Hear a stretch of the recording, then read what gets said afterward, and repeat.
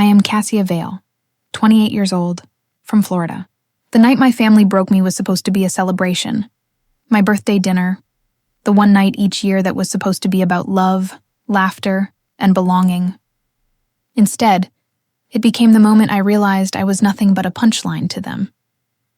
We were seated around the long wooden table in my parents' beach house, the same one where I grew up drawing dresses in the sand while my brothers surfed. The smell of roasted chicken and garlic bread filled the air, mingling with the soft sound of waves crashing beyond the patio.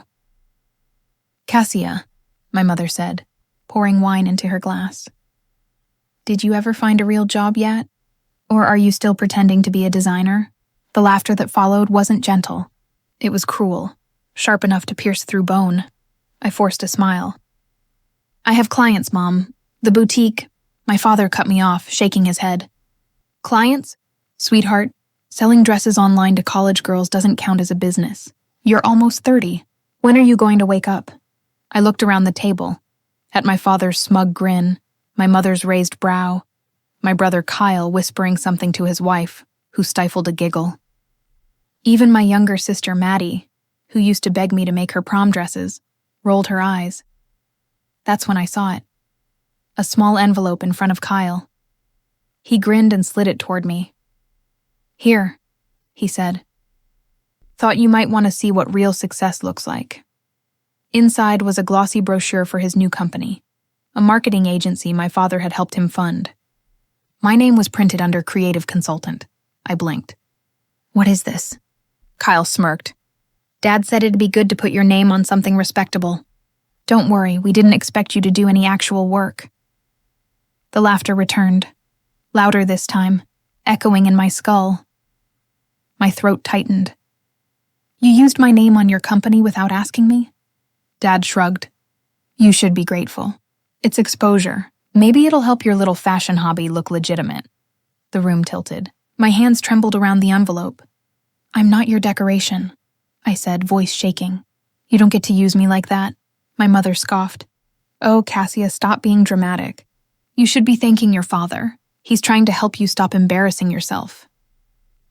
Have you ever experienced this kind of betrayal? Share your story in the comments, and subscribe if you believe no one should be treated this way.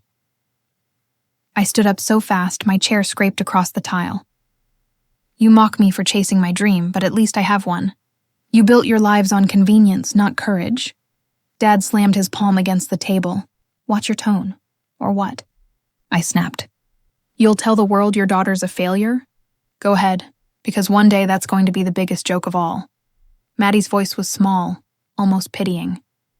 "Cass, maybe they're right.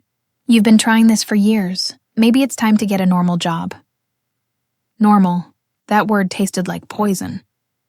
I walked out before the tears came. Outside, the Florida air was thick and humid, the sound of waves mocking the chaos inside me. My car keys jingled in my shaking hand. As I opened the door, I heard my father's voice behind me, loud and deliberate. "She'll come crawling back. She always does." But this time, he was wrong. I drove through the night, past the sleeping houses and palm-lined streets, until I reached my tiny apartment, the one they mocked for being beneath me. I sat in the dark, my hands gripping the steering wheel, breath uneven. I thought about every comment they'd ever made. "You're wasting your degree. No one makes money sewing. You're just playing dress up." But beneath the humiliation, something new stirred, something sharp. Anger, not the kind that burns out quickly, but the kind that simmers, steady and certain. That night, I made a decision. I wouldn't prove them wrong by begging for their approval. I'd do it by building something they could never take credit for. The next morning, I woke up early and opened my sketchbook. The pages were worn, corners frayed, but it felt like home. I stared at the blank sheet in front of me and whispered, "You laughed at me. Let's see who's laughing last." I started sketching. Not the safe, soft designs I'd been told would sell, but bold, daring pieces that looked like rebellion stitched into fabric. Each line was a strike of defiance. By the time the sun rose, I had the beginnings of a new collection. I didn't know how I'd fund it, where I'd sell it, or if anyone would even care. But I knew one thing. I wouldn't stop, because this wasn't about dreams anymore. It was about dignity. A few days later, I posted my designs on social media, adding a caption that came straight from my soul. They called it a hobby. I call it my future. It didn't go viral. It didn't even get many likes. But one comment caught my eye. From a local boutique owner named Elena Ruiz. "Your work is fearless." Let's talk. That single message felt like oxygen. For the first time in years, someone saw me not as a disappointment, but as an artist. Over the next few weeks, I met with Elena at her boutique. She believed in my designs so deeply that she offered to stock my first pieces. We worked late nights together, sipping coffee between pins and fabrics, her laughter filling the air, a sound that healed parts of me my family had broken. When my first dress sold, I cried.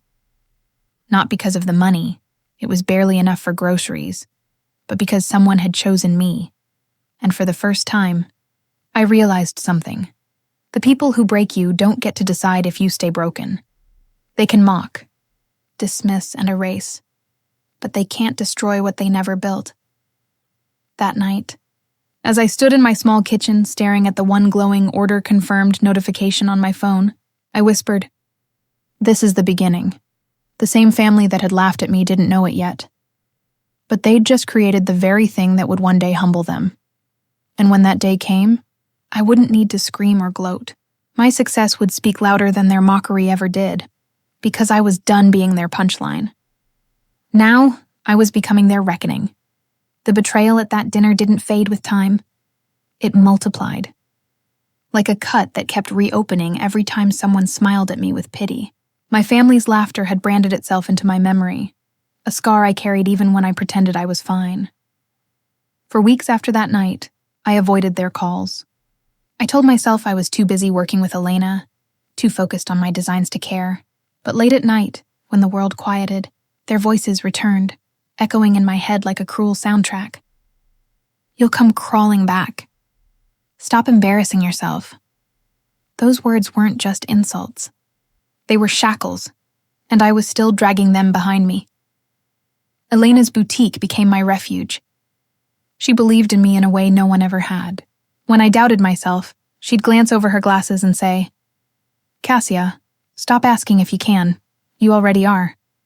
One afternoon, she caught me staring at a half-finished dress. "You're thinking about them again, aren't you?" I sighed. They laughed at me, Elena, my own family, like I was some kind of joke. She handed me a cup of coffee, her expression softening. "Then let your success be the punchline." Those words stuck with me, but I didn't realize how true they'd become. The small humiliations didn't stop just because I left home. My mother started calling once a week, pretending to check in. "How are things, sweetheart?" she'd ask, her tone laced with polite condescension. "Still sewing?" I'd swallow the sting. "Yes, Mom. My collection's growing." She'd sigh. "You know, your sister Maddie just got promoted. Regional manager. You should talk to her. She knows how to build stability." Every call ended with the same half-hearted blessing. "I just want what's best for you." But what she really wanted was control. The first boutique display featuring my designs launched in early spring. It was small, just a few dresses in a corner rack, but to me, it felt like a throne. Elena and I worked late the night before, steaming fabrics, fixing tags, and adjusting lights. When I stepped back and saw the sign above the display, Cassia Vale Designs, my throat tightened. "Looks like a beginning," Elena said with a grin. "It is," I whispered. The next day, a young woman walked in and tried on one of my dresses, a soft lilac piece with hand-stitched lace along the hem. When she looked in the mirror, her eyes filled with tears. "I've never felt beautiful before," she said quietly. I smiled through my own tears. "You always were. The dress just reminded you." That moment reminded me why I started all of this. Not for fame or revenge, but for women who needed to see themselves the way I used to dream of seeing myself. A week later, Maddie showed up at the boutique. I didn't even know she was in town. "Cass," she said, stepping through the door, looking around with exaggerated curiosity. "This is cute." I set down my sketchbook. "What are you doing here?" She smiled, brushing her perfectly curled hair over her shoulder. "Mom wanted me to check in. She worries about you." "Funny," I said flatly. She never worried about me when they were laughing at me. Maddie frowned. "Oh, come on, Cass, it was just teasing." "You take things so personally," I clenched my fists. "They used my name for their company, Maddie. That's not teasing. That's theft." She looked away. "Dad said it was just paperwork." "You're overreacting." That was the problem. To them, my pain had always been overreacting. Before she left, Maddie added, "By the way, Kyle's company is booming. You might want to take a few tips before you waste more time on this passion project." I didn't respond. I just smiled, because one day she'd see exactly what I was building, and it would silence every word she'd ever said. But success wasn't instant. My savings were thinning, and some nights I lay awake wondering if my father was right. Was I just chasing a fantasy? When rent was due and the boutique sales slowed, I almost gave in. I even started filling out job applications online, not because I wanted to, but because fear has a way of whispering, maybe they were right. That night, Elena called me. "You sound tired," she said. "I think I'm done, Elena," I admitted, voice cracking. "Maybe I should just stop," she interrupted. "Cassia, I've seen your designs.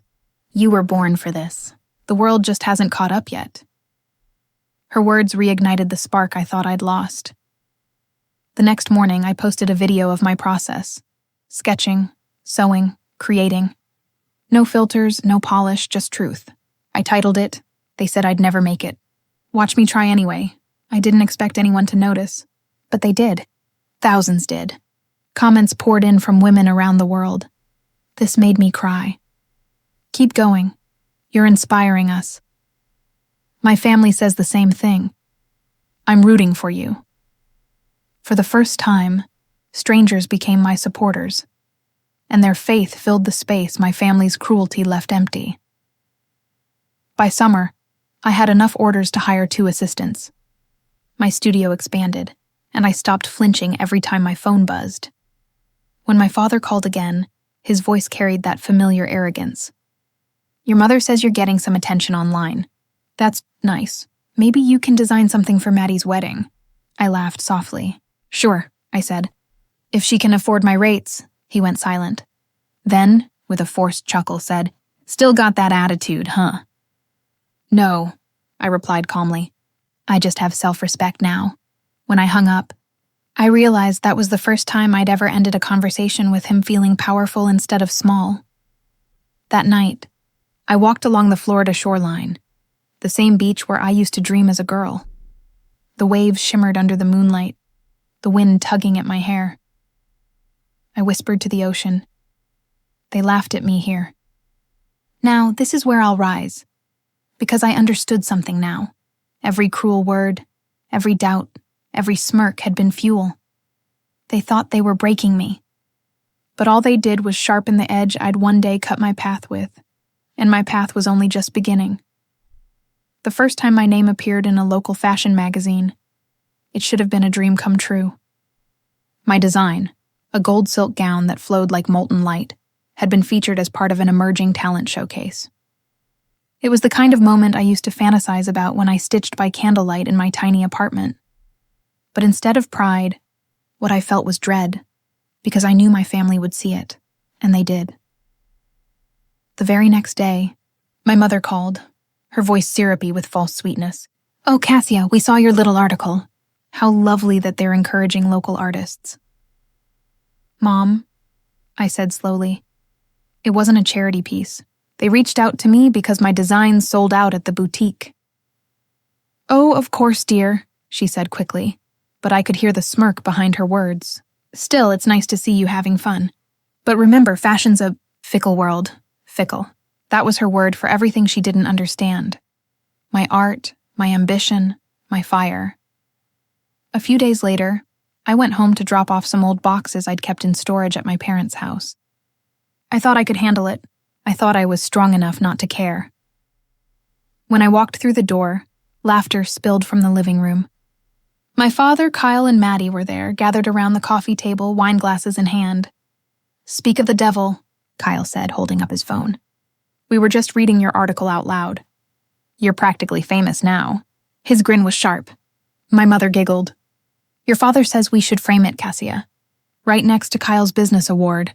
What do you think?" I stared at them. "I think you've had enough fun at my expense." "Oh, come on," Kyle said, still smiling. "We're just teasing. You really need to lighten up." "Mockery isn't teasing," I said, my voice calm but shaking underneath. "It's cruelty disguised as family." Dad stood up, waving a dismissive hand. "Cassia, enough with the dramatics. You should be grateful we even read about you. You're finally doing something worth talking about." My chest tightened. "Grateful? For your mockery?" He crossed his arms. "For the attention. Without our name, no one would even know who you are." That broke something in me. I set down the box I was holding and met his eyes. "You think your name built me? It's been a weight around my neck my whole life. You mocked me, belittled me, and now you want credit for the fire you tried to snuff out." Kyle rolled his eyes. "Oh, please. You're acting like a victim again." Maddie muttered. "You always make everything about yourself." I took a deep breath and said quietly, "Maybe because you never let me have anything of my own." For a moment, the room went silent. My father's jaw twitched, but he didn't reply. I turned and walked out. Outside, the Florida heat pressed against my skin, but the air felt cleaner out there, free of their poison. That was the last time I stepped into that house. Have you ever experienced this kind of betrayal? Share your story in the comments, and subscribe if you believe no one should be treated this way. The mockery didn't stop, even from afar. Whenever my name popped up in local circles, one of them would find a way to twist it. My brother's wife, Emma, left a public comment under one of my posts. "So proud of Cassia for finally finding a hobby that sticks." It stung more than it should have, but instead of replying, I screenshotted it and printed it. I pinned that picture above my sewing table. Every time I doubted myself, I looked at it and whispered, "This is why I won't quit." Their laughter had become my background noise, but instead of drowning me, it fueled me. Weeks passed, and I poured everything into my next collection. I stopped designing for approval. I designed for revenge. The fabrics became bolder, deep crimsons, metallic blacks, fierce cuts that embodied the confidence I was building. Elena noticed the shift. "These pieces," she said one evening as we worked late, "they feel angry." I paused, pinning a sleeve in place. "They are," I admitted. "But they're also healing," she smiled knowingly. "Good. Anger can be art if you know how to shape it." I did. I shaped it until it looked beautiful. One morning, Elena received an invitation to a fashion showcase in Miami, an opportunity to feature emerging designers on a national stage. She slid the letter across the table to me. "You should apply," she said. "Your name deserves to be seen." My chest tightened. "You really think I'm ready for that?" "I don't think," she said. "I know." I looked down at the letter, the elegant print shimmering in the sunlight. It was the kind of opportunity that could change everything. That night, I filled out the application, heart racing. But before I hit submit, I paused. I thought of my family, of the laughter, the insults, the stolen credit. Then I clicked send.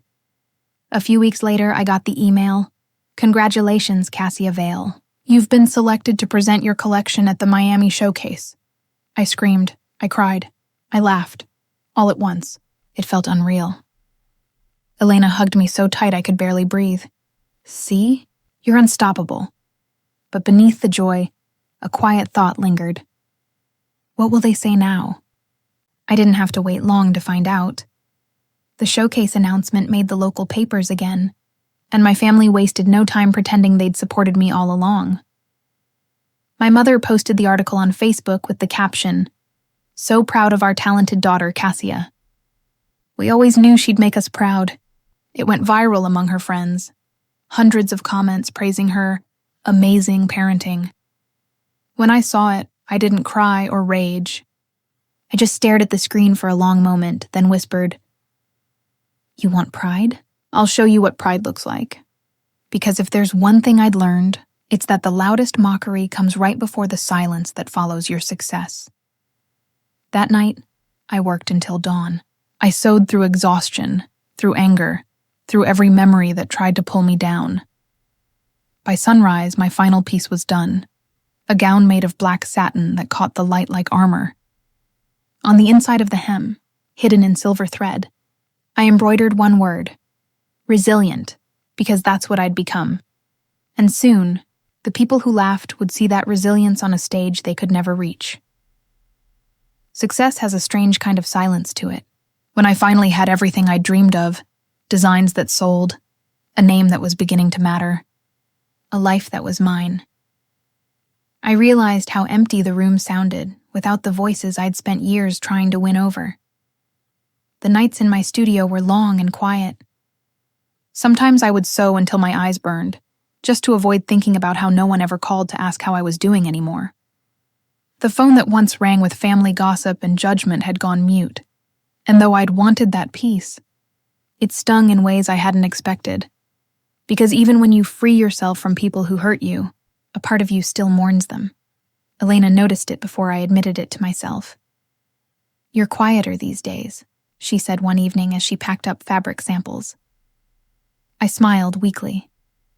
"Guess I'm just tired." She gave me that knowing look, the one that saw through every mask I tried to wear. "Tired or lonely?" I exhaled. "Both." She didn't push. She just nodded, then said softly, "It's the price of starting over, Cassia. When you walk away from your past, the road ahead gets quieter, but that's how you know you're headed somewhere new." Her words sat with me long after she left. The days leading up to the Miami showcase were a blur of fittings, fabric, and pressure. I had 2 assistants now, Amber and Lila, both young, bright-eyed, and full of the kind of enthusiasm I used to have before the world taught me to protect my hope. One afternoon, Amber looked up from her sewing machine and said, "Cassia, do you ever get scared? Like, what if this all falls apart?" I paused mid-stitch. "Every day," I said honestly. But then I remember, everything I have now I built from nothing. If it falls apart, I'll just build again. Her eyes softened. "That's kind of amazing," I smiled. "It's survival, but survival comes with a cost." At night, when the city went to sleep, I sat alone in my apartment surrounded by sketches and coffee cups. Sometimes I'd scroll through old photos, birthdays, family trips, dinners, trying to understand how love had turned into ridicule. I saw pictures of Maddie's wedding on social media, my family smiling, toasting, celebrating. I hadn't even been invited. Under one of the photos, the caption read, "Family is everything." I closed the app and set my phone down. Family was everything, until you became the part they didn't want to claim. A few nights later, I dreamt of that dinner again. My mother's voice, my father's laughter, Kyle's smug smile. But in the dream, I didn't walk out. I stayed. I screamed. I told them everything I wanted to say that night, but couldn't. When I woke up, my pillow was damp with tears. For the first time in months, I let myself cry, not out of weakness, but release. Because I realized something. I wasn't crying for them anymore. I was crying for the version of me that kept trying to make them proud, and she deserved to be mourned. Elena surprised me with coffee and muffins the next morning. "You've been carrying too much," she said, plopping the bag on my desk. I laughed. "What gave it away? The dark circles, the caffeine shakes, the fact that you cried while steaming a dress last night." I groaned. "You saw that? Sweetheart," she said with a smirk. "You were humming sad songs to the mannequin." I burst out laughing, the sound startling even me. "Okay, fine. Maybe I need a break," she smiled. "Or maybe you just need to remember why you started. You didn't do all this to prove anything. You did it because it's who you are." Her words settled in my chest like warmth. A few days later, an email arrived that made my heart skip a beat. A major fashion magazine wanted to interview me for a feature called Women Who Create. It wasn't about fame. It was about voice, about finally being heard for what I had to say. not what they'd said about me. During the interview, the journalist, a kind woman named Sarah, asked me, "What was the hardest part of your journey?" I thought for a long time before answering, letting go of the people who made me feel small, and realizing that forgiveness doesn't always mean reunion. She looked at me thoughtfully. "Do you think they regret it now?" I smiled sadly. "Maybe, but regret can't rewrite the past. I can only write my own future." After the interview, I went for a walk along the beach, the same shoreline where I used to sketch designs in the sand as a teenager. The wind tugged at my hair, and the ocean roared like it was proud of me. For the first time, I didn't feel lonely. I felt whole. The loneliness of starting over had been the echo of an empty space. But now, that space wasn't empty. It was filling with something new: self-respect, peace, and quiet joy. That night, I sat by the window, sketchbook in hand. I started designing my next collection, one that wasn't born from pain, but from peace. Soft fabrics, flowing lines, colors that whispered instead of screamed.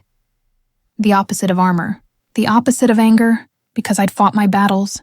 I didn't need to wear my war anymore. I titled the collection Serenity. When I finished the final sketch, I turned off the lights and looked around my studio. It was messy, chaotic, alive, just like me. I whispered into the still air, "I'm not alone anymore." And I meant it, because sometimes starting over means losing everything. But if what you lose are the people who couldn't love you for who you are, then maybe it isn't loss at all. It's freedom. The days after the magazine feature felt different. Lighter somehow, but charged too. It was as if life had quietly shifted gears, nudging me toward something bigger than I had dared to imagine. People were beginning to notice my name, not because of the family I came from, but because of the woman I was becoming. Every email notification brought new possibilities: boutique inquiries, collaboration requests, journalists asking for quotes. The same name my family once mocked now shimmered in inbox subject lines like a promise. But even as things began to bloom, I couldn't shake the unease in my chest, the sense that success had invited new eyes. Not all of them kind. Elena and I were finalizing the Miami Showcase collection when she said, "You realize, Cassia, this show isn't just a display. It's a declaration." I looked up from my sketchbook. "A declaration of what?" She smiled. "That you've arrived." I wanted to believe that. I wanted to stand on that runway and feel like I belonged there. But deep down, I feared what would happen when they found out. When my family realized the girl they'd belittled was now being celebrated. That fear, I would soon learn, was justified. The first sign came through a text from my cousin. "Leah, hey Cassia, saw your feature. Aunt Margaret won't stop talking about how she always supported you." Funny how memories change, huh? I stared at the message for a long time before replying. People rewrite history when they realize they're not in control of the story anymore. And that's what it was, wasn't it? Control. They couldn't shape me anymore, so now they wanted to align themselves with my rise. One morning, as I was pinning fabric on a mannequin, I received a call from an unfamiliar number. Against my better judgment, I answered, "Cassia, darling." My mother's voice was sickly sweet. I froze. "Mom, I've been meaning to call. We're so proud of you. I showed your article to all my friends at the club. They just loved your designs." Her voice carried that same airy tone she used when bragging about Maddie's promotions or Kyle's business deals, but now she was bragging about me. "That's nice," I said, keeping my tone even. "Oh, and listen," she continued. "Your father thinks you should consider joining forces with Kyle's company. You could handle the design side, he'd manage the business. Wouldn't that be perfect?" I almost laughed. "You mean the same company that stole my name for their brand?" She sighed dramatically. "Cassia, don't be petty. We're family. It's time to move past old wounds." Old wounds. The audacity of that phrase made my chest burn. "Those old wounds made me who I am," I said coldly. "And for the record, I don't need Kyle's help. He's the one who should be asking for mine." "Cassia, goodbye, Mom." I hung up before she could say another word. My hands were shaking, but not from anger, from power. For the first time, I wasn't begging for approval. I was setting boundaries. That conversation became a turning point. Something shifted in me that day. I started walking differently, speaking differently, thinking differently. The world wasn't happening to me anymore. I was shaping it. I spent the next few weeks refining every detail of my collection for the Miami show. I wanted every stitch, every silhouette to tell a story. My story. Late one night, as I adjusted the final piece, Elena placed a hand on my shoulder. "Cassia," she said softly, "this collection, it's you. Every thread feels alive." I smiled, eyes brimming. Then I finally did it right. When the showcase day arrived, I felt like I was floating and trembling all at once. Backstage was a whirlwind of models, stylists, lights, and chaos, and somehow I was at the center of it all. Elena squeezed my hand before the show began. "No matter what happens out there, you've already won." The lights dimmed, the music swelled, and the first model stepped onto the runway wearing the crimson gown that had once been just a dream in my sketchbook. Each piece that followed was a fragment of my journey. Resilience stitched into silk, defiance woven through lace. When the final model walked in the black satin gown embroidered with resilient, I felt tears prick my eyes. The crowd rose in applause. Cameras flashed. People shouted my name, and somewhere in the audience, I caught sight of something that made my heart stop. My mother and Maddie sitting in the second row. They were clapping, smiling, pretending they'd always been proud. After the show, reporters flooded backstage. Compliments, questions, flashes, it was a blur. But when I finally turned away from the crowd, my mother was there waiting. "You were wonderful," she said softly. "Truly. I'm so proud of you, Cassia." I stared at her for a long moment, searching her face for sincerity. "You're proud now that everyone else is watching," I said quietly. Her smile faltered. "That's not fair." "It's true." I took a step closer. "You called my dream childish. You let them laugh at me. You told me I'd come crawling back. But look around, Mom. I didn't crawl. I climbed." Her lips parted, but no words came out. Then Maddie appeared beside her, clutching her designer purse like a shield. "We just wanted to support you," she said. I gave a small smile. "Then start by admitting you didn't before." They both fell silent. I turned away, leaving them in that silence, the one filled with the weight of their own regret. That night, when I returned to my hotel room, I stood by the window overlooking the city lights. The applause still echoed in my ears, but the noise that used to fill my mind was gone. For the first time, I felt powerful, not because others finally recognized me, but because I did. I whispered to my reflection, "You did it, Cassia. You turned their cruelty into your crown." And for once I believed it completely. In the days after the Miami showcase, the world seemed to finally see me. My inbox overflowed, my name began to trend in local headlines, and designers I'd idolized for years sent messages of congratulations. It should have felt like peace, but instead, it felt like the hush before thunder, the calm before the storm. Because deep down, I knew people like my family never accepted losing control quietly. 2 weeks after the show, I sat in my studio, sketching ideas for my next collection, when Elena burst through the door waving her phone. "You won't believe this," she said breathlessly. "A department store wants to carry your line, nationwide." I blinked. "What?" She nodded, grinning. "They saw your Miami collection. They want a capsule release, 20 designs exclusive to their flagship stores." My mind raced. "This is huge, Elena. This is everything you've worked for," she finished, smiling. It was. For years, I'd dreamed of something like this. A deal that could transform my name into a brand. But even as the excitement bloomed, that familiar ache stirred inside me, because I knew who would call next. Sure enough, the next day, my phone lit up with my father's name. For a long moment, I stared at it, thumb hovering over the screen. Part of me wanted to ignore it, to let it ring into silence. But another part of me wanted to hear him, to know what angle he was working this time. I answered. "Cassia," his voice boomed, as confident and patronizing as ever. "Congratulations are in order." "Thank you," I said coolly. I read about your little deal. Impressive. I knew you'd make something of yourself one day. My lips curled into a half smile. Funny. I remember you saying fashion was for dreamers who couldn't handle real work. He chuckled, unbothered. Well, people change their minds when they see results. I could practically hear the smirk. Anyway, he continued, I wanted to talk business. Kyle's company is expanding into lifestyle branding. Interiors, accessories, that sort of thing. You two could collaborate. Family empire, you know? There it was. The pitch. The attempt to drag me back under the family name now that I had something worth taking. I appreciate the offer, I said evenly. But I have my own plans. My name stands just fine on its own. His tone hardened. Don't be foolish, Cassia.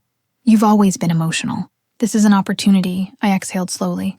No, Dad, this is independence. And I won't trade it for your approval. He was silent for a beat before saying coldly, Don't forget who you are, Cassia. I finally know who I am, I replied, and hung up. That call was the spark that ignited my next step. For years, I had reacted to their cruelty, cried, raged, tried to prove them wrong.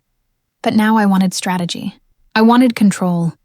If they wanted to use my name for their benefit, I'd make sure that name became too powerful for them to touch, so I got to work.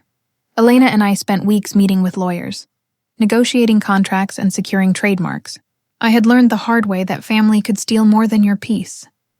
They could steal your identity. So I trademarked everything, my brand name, my logo, my designs. Every signature of mine was legally protected. When the paperwork was finalized, Elena said, Now no one can use you again. I smiled faintly. No one ever will. But even as I tightened my defenses, something inside me softened. Because for the first time, I wasn't creating out of pain. I was creating from power. The new collection took shape in tones of steel blue and white. Calm, controlled, deliberate. It was called Fortress. Every piece symbolized strength without cruelty, elegance without apology. At night, I'd look around my studio and whisper to myself, You're building a fortress they can't burn down. Still, I couldn't ignore the rumblings I heard from mutual acquaintances. My mother had started telling people that Cassia's success was a family effort. Kyle had been pitching designs suspiciously similar to mine. They were circling, waiting for a way back in. And I was ready for them. 2 weeks before the launch, Elena brought me an envelope with no return address. Inside was a glossy invitation to a charity gala hosted by none other than my family's company. At the bottom, in gold lettering, it read, Honoring Local Entrepreneurs, Special Recognition, Cassia Vale. I stared at it, stunned. This can't be real, Elena's eyes narrowed. It's real. They're using you to boost their image. Anger simmered in my veins. They humiliated me for years, and now they want to parade me as their success story. Then go, she said simply. But on your terms, I blinked. What do you mean? She smiled. If they want a show, give them one they'll never forget. That night, I stood in front of the mirror, holding the black satin gown I had made months earlier, the one embroidered with resilient. It had become my talisman, my reminder of every scar turned into strength. I knew what I had to do. I would go to that gala. I would smile for their cameras, but I wouldn't be the girl they mocked. I would be the woman who no longer needed their validation or their permission. This wasn't just revenge anymore. It was reclamation. The night of the gala, the lights of downtown Miami shimmered like stars reflected in glass towers. I stepped out of the car in that same black gown, cameras flashing, reporters shouting my name. When I entered the hall, the laughter, the clinking glasses, the false warmth, it all felt familiar. But this time, I wasn't shaking. I found my family near the front table. My mother's smile froze when she saw me. My father straightened his tie, and Maddie's hand clenched her champagne flute. Cassia, my father said too loudly. We're so glad you came, I smiled. Wouldn't miss it. As I took my seat, I realized something. This wasn't their stage anymore. It was mine. That night, as speeches began and false praise filled the air, I waited. The program listed my name under special recognition. They had planned to present me as the success story of the family legacy, but what they didn't know was that I had already called the event coordinator and rewritten my introduction. When my name was announced, the screen behind the stage didn't flash my family's company logo. It flashed mine, and below it, in bold letters, the words, Independent Designer, Founder of Vale Atelier. No affiliations. Gasps rippled through the room. My father's jaw tightened. My mother's face went pale. And I smiled, because the storm had finally arrived, and I was the one who brought the thunder. The applause in the ballroom began hesitantly, scattered, unsure, like a ripple that didn't quite know where to go. My name gleamed across the giant screen behind me, Cassia Vale, founder of Vale Atelier. The words no affiliations pulsed in gold beneath it, each flicker slicing through the heavy silence that had fallen over the room. Every face turned toward me. Some smiled, some whispered, but my family, they just stared, caught in the glare of the truth they'd tried to bury. For years, they'd laughed at me, silenced me, dismissed me. Tonight, I had taken back my voice and given them nowhere to hide. My father's expression was the first to crack. His jaw clenched, that practiced businessman's smile faltering. My mother shifted in her seat, whispering furiously to Maddie, who looked like she wanted to disappear into her wine glass. I walked up to the stage, slow and steady, the hem of my black gown trailing behind me like smoke. The host handed me the microphone, her smile too nervous to be genuine. Cassia, she said, we're honored to recognize your incredible achievements. I took the mic from her gently. Thank you, I said, my voice even. But if I may, I'd like to speak for myself, the crowd murmured. My gaze swept across the room, settling briefly on my parents before returning to the sea of strangers. When I started designing, I began, I was told it was a waste of time, that my dreams were childish, that I'd never amount to anything without the family name. A hush fell over the ballroom. I continued, each word deliberate. But I learned something important. Sometimes the people closest to you are the first to try to make you small, because they can't stand to see you grow beyond their shadow. Someone in the audience clapped quietly. Then another, and another, until the room erupted in applause. Not the polite kind, but the thunderous, defiant kind that fills your chest like oxygen. I glanced back at my family. My father looked like he'd swallowed poison. My mother sat frozen, her smile gone stiff. I finished my speech with a steady breath. To anyone out there who's been told they'll never make it, you don't owe your doubters an explanation. You owe yourself a chance. That's all. I stepped off the stage to the sound of my own name echoing through the hall, and it felt right. For the first time, the applause wasn't for who I came from. It was for who I became. After the event, reporters swarmed me, their questions overlapping. What inspired your independence? Did your family influence your work? Will you be collaborating with them again? I smiled. Inspiration comes from struggle. And no, I work best on my own terms. A photographer captured that moment. The flash catching the glint in my eyes as if even the camera understood what had just happened. When I turned away from the crowd, Elena was waiting by the exit, arms crossed, a knowing smile on her face. You really did it, she said softly. I exhaled, my pulse still racing. It feels unreal, she shook her head. No, Cassia, it feels earned. Later that night, I returned to my hotel room. The city lights glimmered beyond the glass, 1,000 reflections of everything I'd built. I slipped off my heels, my feet aching, and let the silence settle around me. Then, knock, knock. I froze. Another knock, firmer this time. I walked to the door, half expecting room service, but when I opened it, my father stood there. Cassia, he said, voice low. I crossed my arms. I'm surprised you made it up here without security throwing you out. He didn't flinch. We need to talk. I stepped aside wordlessly. He entered, looking more human than I'd seen him in years. His suit slightly wrinkled, his confidence dimmed. I didn't know you were going to do that, he said. I arched an eyebrow, That's the point, he sighed, rubbing the back of his neck. You embarrassed us tonight. I laughed once, sharp and hollow. Embarrassed you? No, Dad, I told the truth. The fact that it embarrassed you says everything. He looked at me for a long time, the facade slipping. You think this makes you powerful? You're still my daughter. This family built everything you stand on. I stepped closer. No, you built the walls that kept me down. I built the foundation that lifted me up. For the first time, I saw it, the flicker of uncertainty in his eyes. The realization that I no longer needed his name, his approval, or his money. He turned toward the door, his voice heavy. You'll regret this, Cassia. Maybe, I said, but at least the regret will be mine. The door closed behind him, and I sank onto the edge of the bed. My hands trembled, not from fear, but from adrenaline. The strike had landed. It wasn't about humiliating them.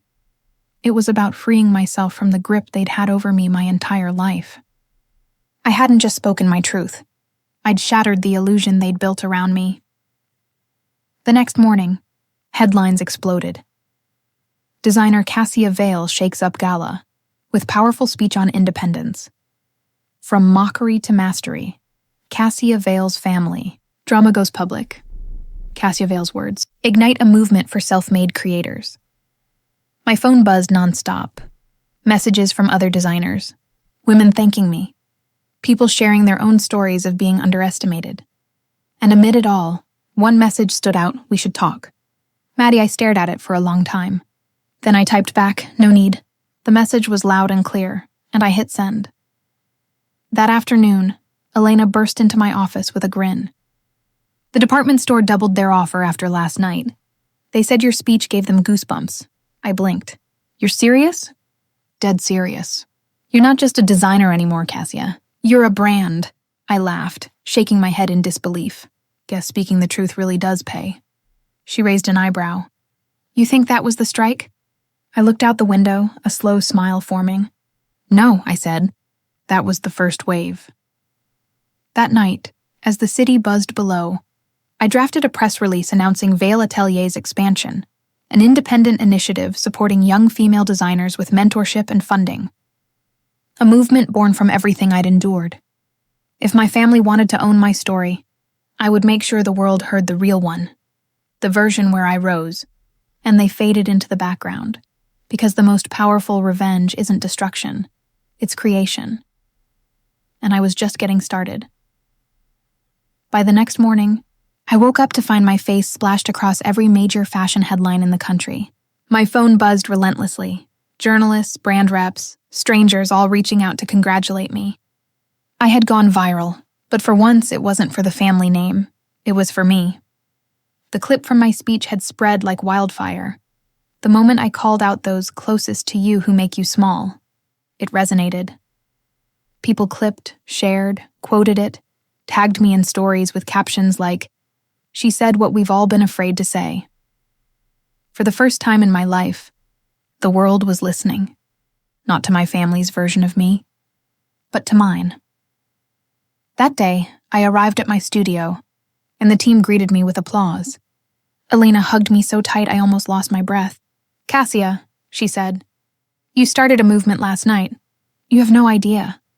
I looked around, the designers, interns, assistants, all staring at me with pride. It wasn't the fame that hit me then. It was the validation that I'd spent years chasing in all the wrong places. But as I smiled at them, Elena's expression shifted slightly. "You might want to sit down," she said quietly. "There's more." She opened her laptop and turned the screen toward me. There it was. An official statement from my family's company, posted to social media just an hour earlier.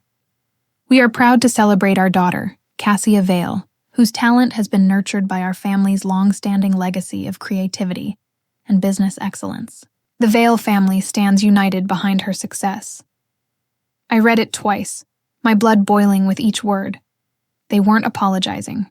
They were claiming me, again. I exhaled sharply. They're trying to spin it, to make it look like I'm their product. Elena nodded grimly. "They're scared. You went public, and now they're scrambling to stay relevant. I stared at the screen, my anger sharp and clean. Then it's time for me to make sure the truth is impossible to twist. By afternoon, I scheduled a live interview with Harper and Heartline, the biggest fashion news platform in the region. They'd been begging for an exclusive since the gala, and I decided now was the time. The studio lights were bright. The makeup artists brushed soft against my skin, but beneath the calm exterior I could feel the fire building. The host, a poised woman named Alina, smiled as the cameras rolled. "Cassia, your speech last night has become a cultural moment. How does it feel to have your words ignite such conversation?" I smiled lightly. "It feels overdue. People are tired of pretending that success only counts when it's approved by others, especially when those others never believed in you to begin with." The audience in the studio nodded. Alina leaned forward. "Your family released a statement earlier, praising your success as part of their legacy. Would you like to respond?" There it was, the question everyone wanted answered. I looked straight into the camera. "I owe my success to hard work, failure, and the people who lifted me when others tried to crush me. But I can't credit a legacy built on doubt and dismissal. My path is mine alone." The silence that followed was electric. You could almost hear the weight of it. Truth unfiltered, unapologetic. After the show, the clip went viral within hours. My followers tripled. My inbox exploded with messages from women saying thank you. But the best part? That night, my family's PR team deleted their post. A few days later, I attended a charity event for emerging designers, one I had been invited to long before the gala chaos. The event hall shimmered with string lights and soft jazz, but the atmosphere shifted when I walked in. Heads turned, whispers followed. "Is that Cassia Vale? She's even more beautiful in person. She's the one who called out her own family." I smiled politely, pretending not to hear, but deep down, I felt something strange. Not shame, not fear. Power. Halfway through the night, a familiar voice stopped me. "Cassia." I turned. My mother stood a few feet away, dressed impeccably as always, her pearls glinting under the lights. "Mom," I said flatly. She gave a tight smile. "You've made quite the name for yourself." "I suppose I have." "I won't pretend we didn't make mistakes," she began, her tone careful. "But did you have to humiliate us publicly? Couldn't you have kept this within the family?" I let out a soft, humorless laugh. "Within the family? You mean the same family that mocked me, ignored me, and only remembered I existed when I became useful?" Her face tightened. "You're being cruel." "No," I said quietly. "I'm being honest." "There's a difference," she swallowed hard, eyes glistening. "Cassia, we just want to move forward." I shook my head. "You want forgiveness without accountability. That's not how it works." I turned and walked away, leaving her frozen in the middle of the hall, surrounded by people who had heard every word. The next morning, photos of the confrontation were everywhere. Cassia Vale and her mother intense exchange at charity gala. The headlines were brutal, but the public reaction surprised me. Comment after comment read, "She's right. Some families only show up when you shine." Cassia just said what so many of us feel but never dare to say. The tide had turned completely. I wasn't just a designer anymore. I was a symbol, and that terrified my family. A week later, I received an official letter from their lawyer, a thinly veiled threat demanding that I cease public defamation of the Vale family. I called Elena immediately. "They're trying to scare you," she said. "Don't respond. We'll handle it legally if they push." I stared at the letter in disbelief. They still don't get it, do they? They can't silence me anymore. I tore the letter in half and dropped it in the trash. That act, simple, final, felt like the closing of a chapter I'd been trapped in my whole life. That weekend, I hosted the first workshop under Vale Atelier's Empower initiative. 100 young women filled the studio, their eyes bright with hope and fear. The same mix that once lived in mine. I told them my story, not to brag, but to remind them that survival was possible, even after being broken down. "Your worth isn't determined by who doubts you," I said, pacing the small stage. It's defined by what you do when they do. The applause was warm and real, the kind that wraps around you instead of echoing above you. As I looked out at their faces, I realized that revenge was never about destruction. It was about transformation. And in transforming myself, I had become something my family could never control, a force that inspired others to break free. 2. That night I went home, poured a glass of wine, and stood on my balcony overlooking the glittering Miami skyline. The air smelled of salt and possibility. For the first time in years, I felt free. The reckoning wasn't about punishing them anymore. It was about reclaiming myself and showing the world that the girl they once mocked had become the woman they could never silence. And I smiled, whispering into the night, "This is my peace." The morning after my workshop, I woke up to the sound of notifications chiming one after another.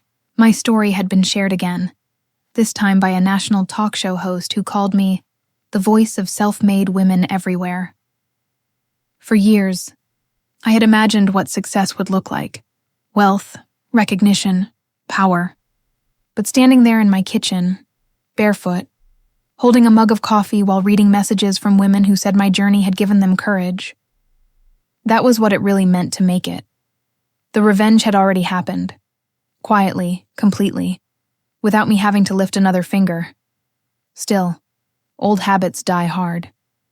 I found myself scrolling through my family's social media, half expecting another petty statement or smear attempt, but there was nothing. Silence. My parents' profiles had gone private. Maddie's post had stopped altogether. It was as if they'd been wiped off the grid. And maybe that was their new punishment, to fade away while I finally lived. That week, Elena insisted we take a break. "You've been running on adrenaline for months," she said.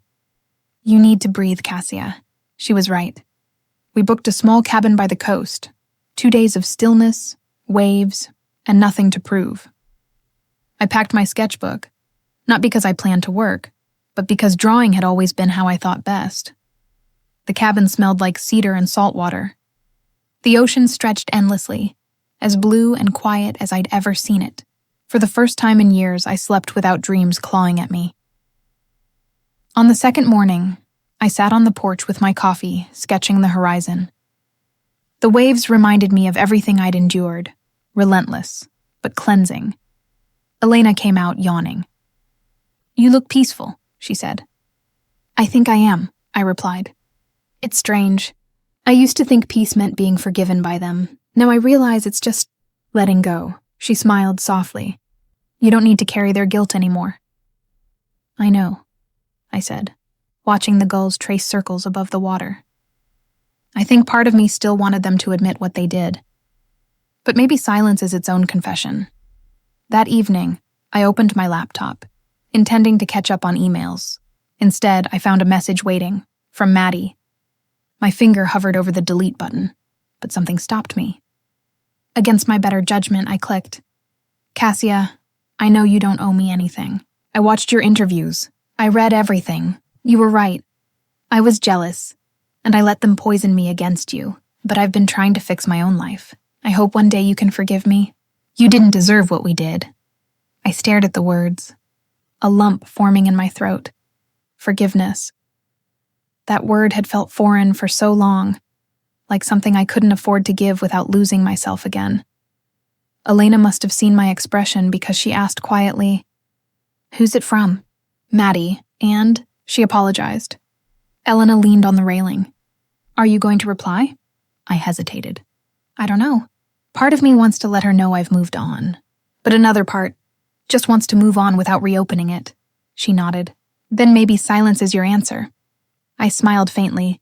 "Yeah, maybe it is." Back in Miami, work resumed like a storm breaking. The Vail Atelier Empower initiative had taken off faster than expected. We received hundreds of applications from aspiring designers, women from all backgrounds, each one burning with potential that the world had overlooked. During the orientation day, I stood before them in a sunlit studio filled with fabric swatches, sewing machines, and nervous excitement. "Welcome," I said. I built this program for people who were told their dreams were too unrealistic. You're proof that they were wrong, they clapped, some wiping away tears. And for a brief, grounding moment, I saw my younger self among them, scared, unseen, but still daring to believe. In the following weeks, magazines called, TV producers reached out, and fashion houses offered collaborations. But this time I chose carefully. I wasn't chasing validation anymore.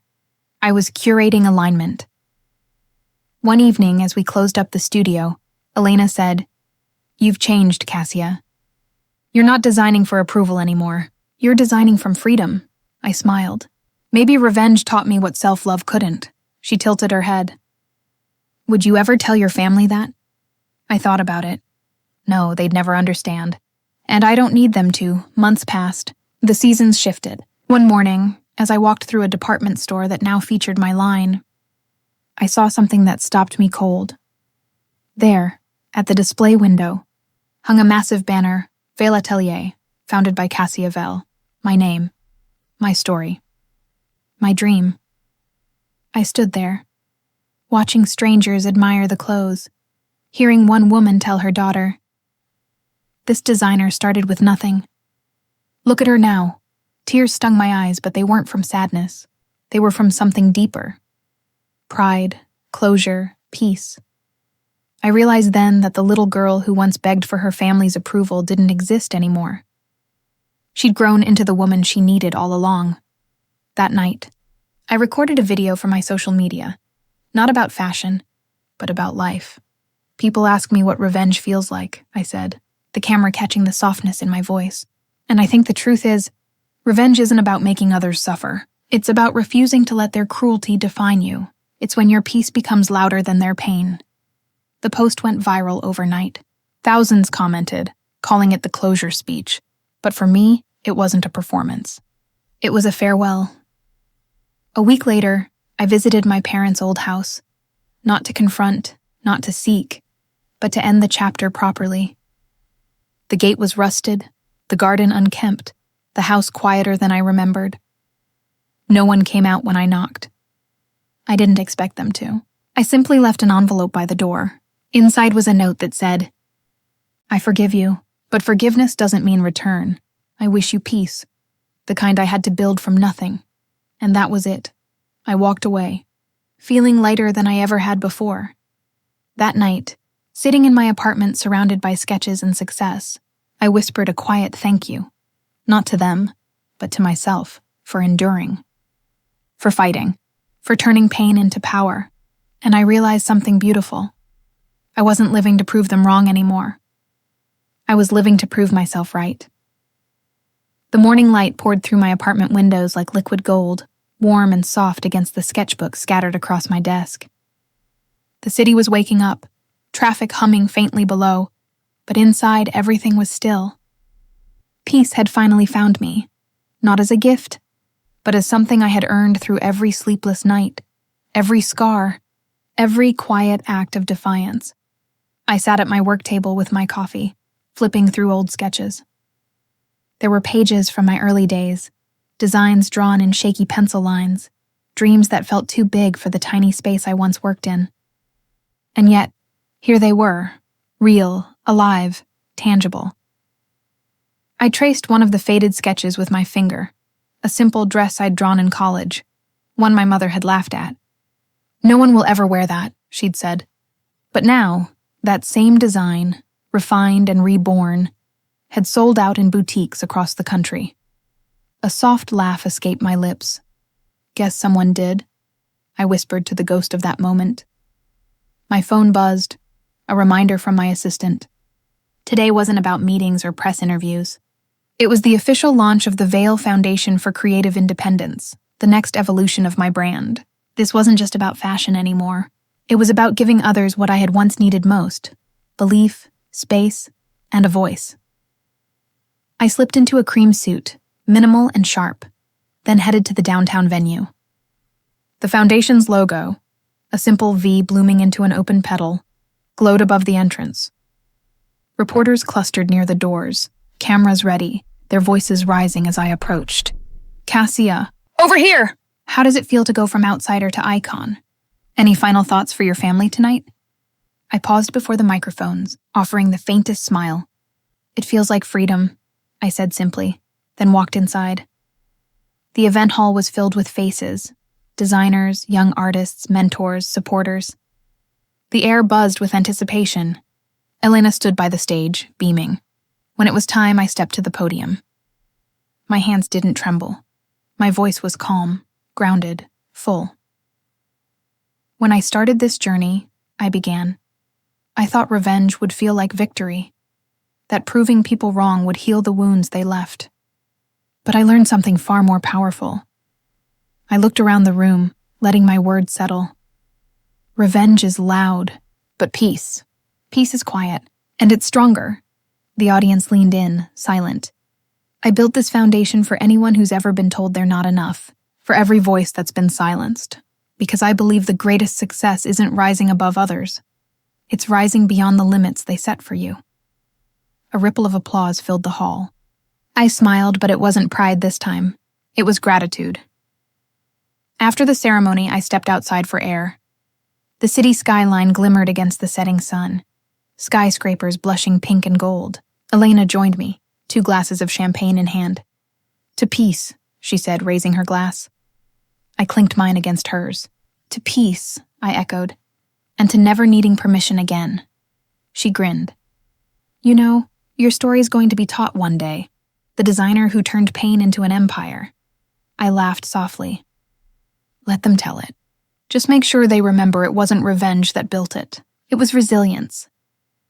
Later that night, I went home to find a small package waiting by my door. There was no name, just my address written in careful handwriting. Inside was a framed photo, one I hadn't seen in years. It was from my teenage years, back when I'd first shown an interest in fashion. I was holding a handmade dress, grinning from ear to ear. Behind me, blurred in the background, were my family, unimpressed, distracted, oblivious.